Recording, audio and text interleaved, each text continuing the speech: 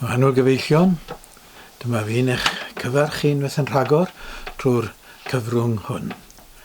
Gobeithio eich bod chi'n cadw'n iawn, ac bod pethau fel sef bod nhw ddim yn gwella fel ni'n dymuno, ac bod y feirws yma ar gynnydd o hyd yn ein cymdeithas ni, i ni'n diolch i Dduw bod y gwasanaeth iechyd mewn gwell sefyllfa ar hyn o bryd i wynebu unrhyw gynnydd sydd yn digwydd.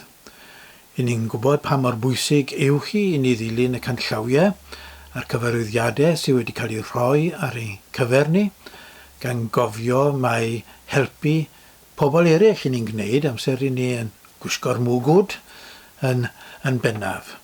Ac felly mae'n bwysig yn bod ni yn cydweithio a'n gilydd, ac rhai sydd yn gofyn i ni i ddilyn y canllawiau hynny.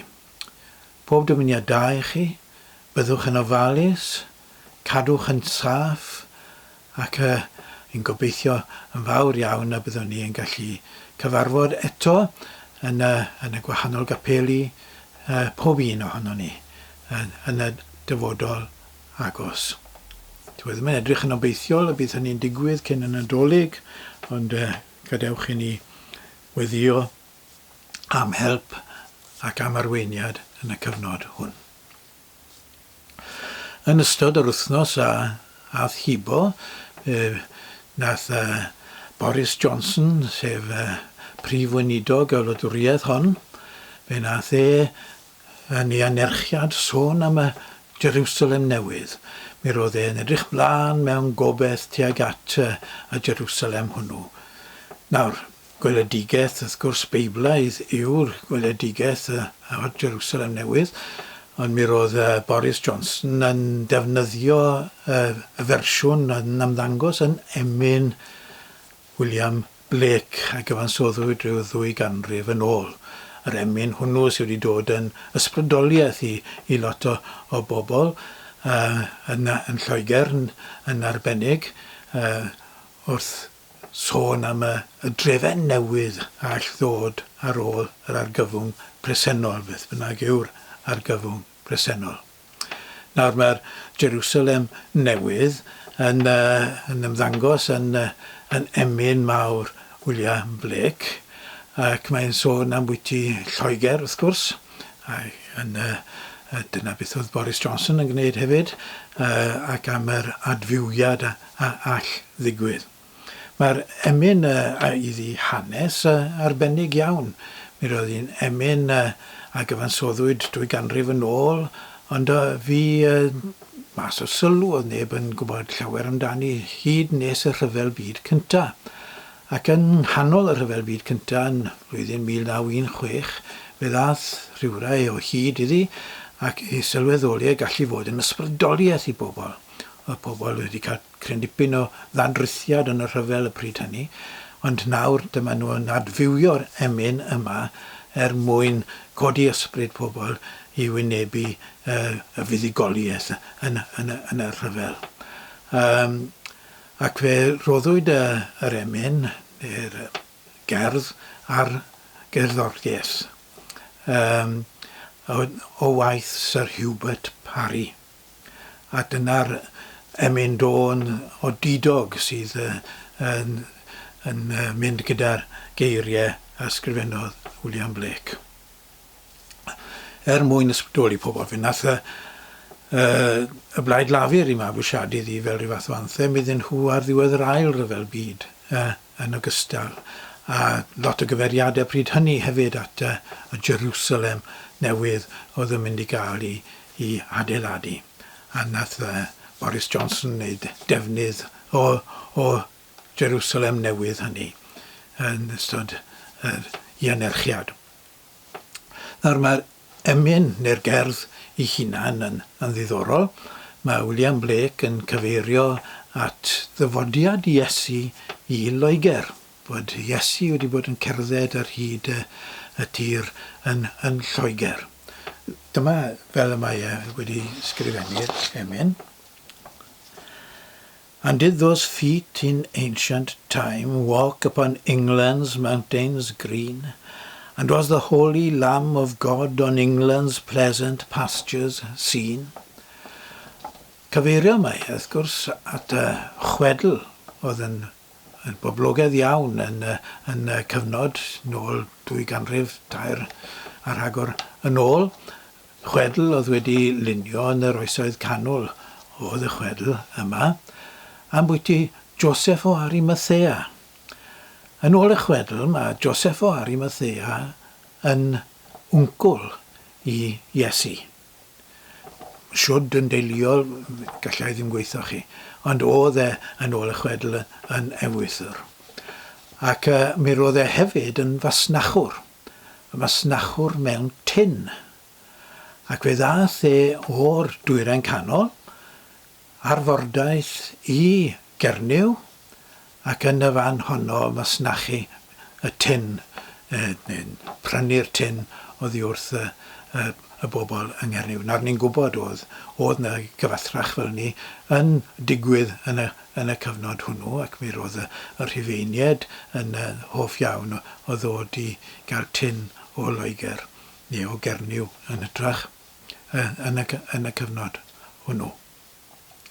Nawr, medde'r chwedl, mae Joseph yn dod a'i nai gydag e pan oedd hwnnw'n blentyn ar un o'r siwrneu hyn i Loegr.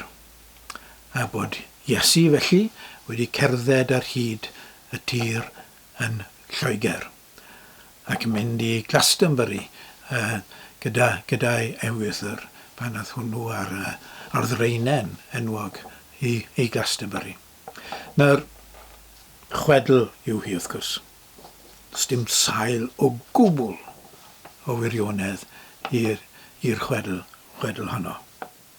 Ond mae wedi ysbrydoli William Blake yn meddwl bod Iesu wedi bod yn cerdded yn Lloegr. Ac wedi mynd yn ysbrydoli fe i drial adeiladu y Jerwsalem newydd ar dir Lloegr. And did the countenance divine shine forth upon the clouded hills? And was Jerusalem builded here among these dark satanic mills? Ac mae'n gorffen y gerdd, drwy ddweud, I will not cease from mental fight, nor shall my sword sleep in my hand, till we have built Jerusalem in England's green and pleasant land. Dyna'r ddarlun o'r Jerwsalem newydd. Nawr, darlun Beiblaidd. Dyfyniadau o'r Beibl sydd yma yn sôn am adeiladu Jerwsalem. Yn llyfr datguddiad, chi'n gwybod mae Duw sydd yn adeiladu'r Jerwsalem newydd ac mae'n dod lawr o'r nef wrth Dduw i'r ddaear. Dyna beth ni'n mynd ac yn cyfeirio'n hunan tuag ato fe, meddai Ioan yn llyfr datguddiad. Ond yn llyfr Eseciel yma gwreiddyn hyn, ac mae'r sôn cyntaf am y Jerwsalem newydd yma. Sgrifennodd Eseciel i broffwydoliaeth yn ystod y geithglyd. Mi roedd Jerwsalem wedi cael ei chwalu. Mi roedd y deml yn Jerwsalem wedi cael ei chwalu'n llwyr. Mi roedd y cyfan wedi cael ei ddinistrio gan y Babiloniaid. Mi roedd y cyfan yn hynod iawn o drist. Mae'n brofiad sydd wedi cael ei chymharu ar Holocaust i'r Iddewon. Brofiad Holocostaidd. Gweld y deml, gweld Jerwsalem yn cael ei chwalu'n llwyr. Ac fe gymerwyd y bobl ac Eseciel yn eu plith nhw i Babylon. Ac yn y geithglyd y Babylon, y buon nhw'n dihoeni ar y dechrau, ac fe fuon nhw mewn cyflwr o anobaith ac yn y blaen. Ac yng nghanol y cyflwr yna o anobaith, mae Eseciel yn ysgrifennu iddyn nhw y broffwydoliaeth yma sydd yn rhoi gobeith am weld trefen newydd yn dod i fodolaeth. Rhoi gobeith o weld y Jerwsalem newydd yn dod i fodolaeth. Nawr mae Eseciel yn sgrifennu broffwydoliaeth mewn 2 ran. yn un rhan, y rhan gyntaf, y mae yn dadansoddi'r sefyllfa. Be sydd yn gyfrifol am y ffaith bod ni yn y pigil yma? Be sy'n gyfrifol am yr argyfwng hwn? Be sydd yn gyfrifol am y ffaith yn bod ni, bod ni yn addoli Duw ac yn y blaen, yn bod ni wedi anghofio fe, neu wedi troi cefn arno fe, neu bod ni yn y sefyllfa ofnadw yma. Fel se bod Duw wedi anghofio ni. Fel se bod Duw wedi troi cefn arno ni. Beth yw'r sefyllfa? Mae eisiau dadansoddi. A dyna mae Eseciel yn ei wneud. Ac yna mae e'n cyflwyno'r weledigaeth. Nid fel hyn dyledd i fod, nid fel hyn bydd hi, os newn ni rhoi yn hymddiriediaeth eto niw, a dilyn ffordd Duw, os newn ni, ac mae'n defnyddio'r gair am edifeirwch yn aml iawn yn ei broffwydoliaeth, os newn ni edifarhau, cydnabod bod ni'n wrong, cydnabod yn bod ni wedi mynd i'r cyfeiriad anghywir, yna fe all bethau newydd, ac fe ddaw'r Jerwsalem newydd i fodolaeth. Ac mae'n rhoi disgrifiad manwl iawn o'r Jerwsalem newydd hwnnw yn ei broffwydoliaeth. Ond beth yw sydd wedi achosi y cyflwr yma? Wel, un o'r pethau, meddai fe, yw y ffaith bod arweinwyr y genedl yn becso mwy amdani nhw eu hunain na ma nhw am y bobl. Yn arbennig felly am y tlodion, yn arbennig felly am y rhai sydd ddigon anffodus i fod yn dost, yn arbennig felly am y rhai sydd yn crwydro. Mae nhw wedi anghofio amdani nhw, dyn nhw ddim yn becso amdani nhw, achos maen nhw'n rhoi eu lles a'i bydd eu hunain yn gyntaf i'r gwleidyddion yma. Y gwleidyddion yma. Brenhinoedd, archyffeiriadon, pobl o statws, pobl o bwys, y cyfoethogion, nhw.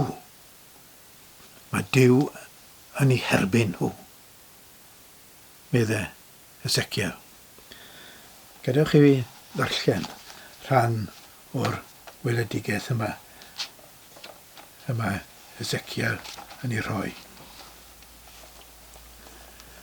Daeth gair yr arglwydd ataf a dweud, fab dyn proffwyda yn erbyn bugeiliad Israel.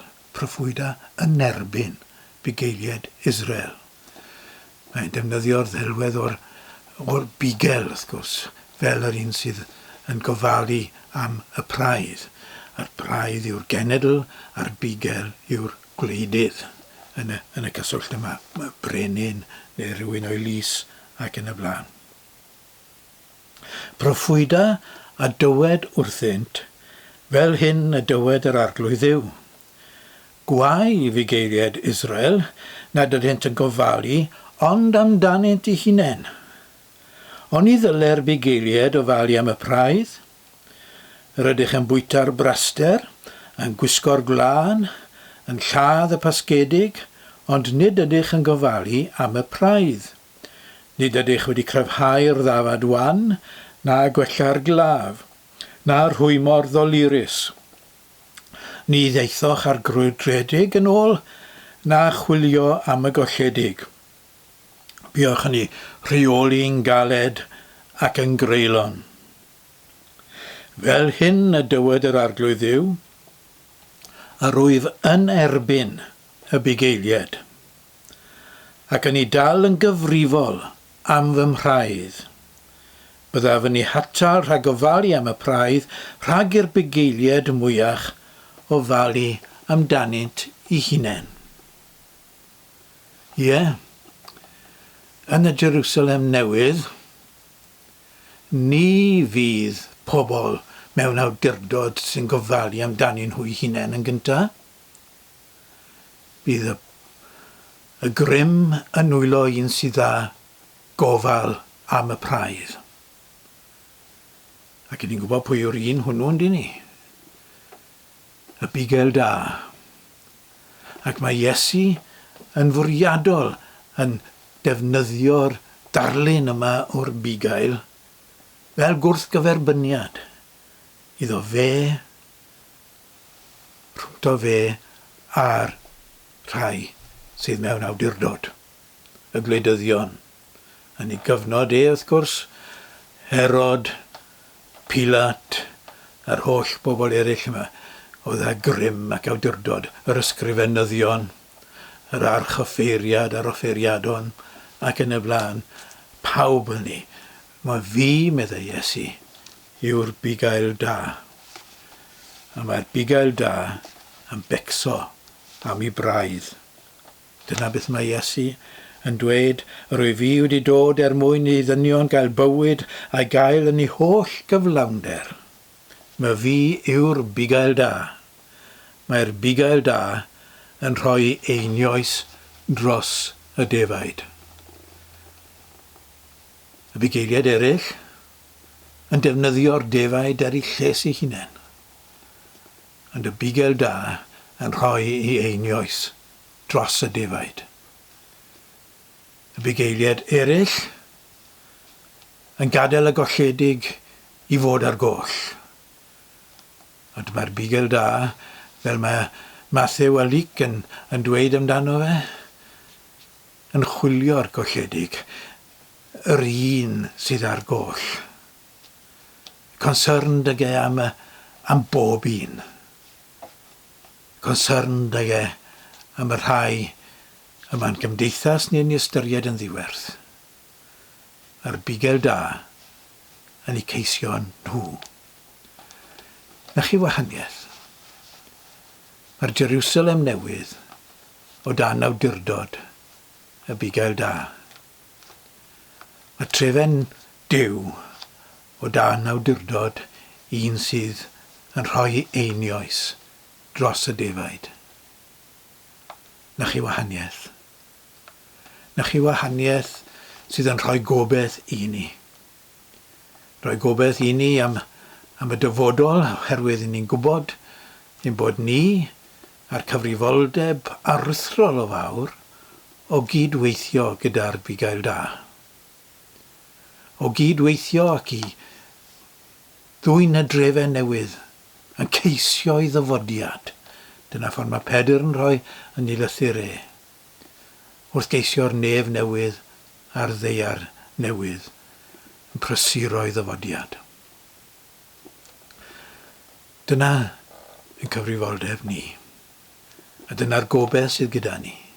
Wrth yn bod ni'n cyflwyno'i hunain i gydweithio â Duw ac ar bugail da, i ni hefyd yn dod yn ddinasyddion o'r Jerwsalem newydd, yn dechrau nawr ac yn para hyd byth bythoedd. O Dduw helpa ni i gydweithio â thi. Helpa ni ddadansoddi'r sefyllfa o'n cyflwr yn awr, ac o wneud hynny a llead i farhau ac ymdrechu i geisio'r Jerwsalem newydd. Lle mae'r arglwydd Iesu yn teyrnasu ar feddyliau a chalonnau pobl. Helpa ni yn enw Iesu. Amen.